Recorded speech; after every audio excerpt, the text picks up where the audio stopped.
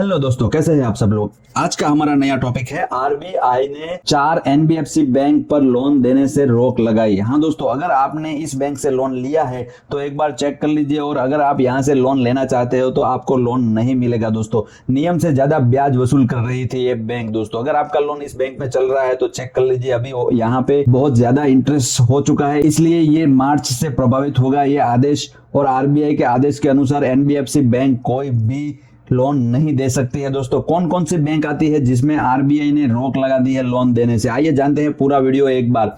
अगर इस वीडियो में आप पहली बार है तो सब्सक्राइब किए बिना मत जाना, क्योंकि आने वाले टाइम में ऐसी टिप्स आपको मिलती रहेगी। दोस्तों, आरबीआई के नए अपडेट के मुताबिक इन 4 बैंकों को लोन देने के लिए मना कर दिया है। हाँ दोस्तों, अगर आपका लोन इन 4 बैंकों में चल रहा है या इन 4 बैंकों से आप लोन लेने की सोच रहे हैं तो सोचना भी मत, क्योंकि इनका रेट बहुत हाई था, इसलिए रिजर्व बैंक ने लोन देने के लिए मना कर दिया है साफ। रिजर्व बैंक ऑफ इंडिया यानी आरबीआई ने 4 नॉन बैंकिंग फाइनेंशियल कंपनीज जो लोन सैंक्शन और डिसबर्स करने में रोक लगा दी है। दोस्तों, आरबीआई ने जानकारी देते हुए बताया है कि उसका यह निर्णय 31 अक्टूबर से कारोबारी दिन के अंत से प्रभावित होगा। 21 अक्टूबर के बाद ये लोन नहीं दे पाएगी। हालांकि प्रतिबंध इन कंपनियों को अपने मौजूदा कस्टमर को सर्विस प्रोवाइड करने, दिशा निर्देशों के अनुसार वसूली और रिकवरी करने से नहीं रोक सकते। इन कंपनियों के weighted average listing rate WALR और फंड के पोस्ट पर ब्याज का पेमेंट ज्यादा और आरबीआई के नियमों के तहत सही नहीं है। इसी कारण से आरबीआई ने इन बिजनेस पर रोक लगाई है, क्योंकि इनका इंटरेस्ट रेट बहुत ही ज्यादा था।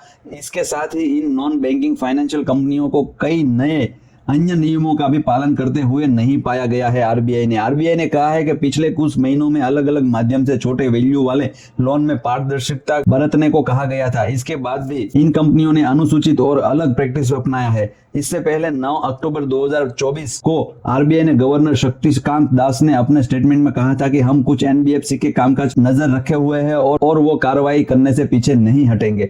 आरबीआई ने जैसे ही पता चला कि बहुत ज्यादा इंटरेस्ट रेट हो रहा है और कस्टमर को सर्विस भी नहीं मिल रहा है, तो आरबीआई ने कहा इन प्रतिबंधों की सीमा तब की जाएगी जब कंपनियों से यह पुष्टि मिलेगी कि उन्हें नियमों में पालन से सुनिश्चित करने के लिए जरूरी सुधार किए हैं। खासतौर पर इन कदमों को उनकी pricing policy, risk management process, customer service और प्रॉब्लम सॉल्विंग मेथड को शामिल किया जाएगा। दोस्तों, ये 4 नॉन फाइनेंशियल बैंक है जो मैं आपको दिखाने जा रहा हूं। एक तो है आशीर्वाद माइक्रो फाइनेंस लिमिटेड। हाँ दोस्तों, अगर आपका लोन इसमें चल रहा है, Ashirvad micro finance limited, Arohan financial services limited, DMI finances private limited और नावी फिनसर्व लिमिटेड पर एक्शन लिया गया है।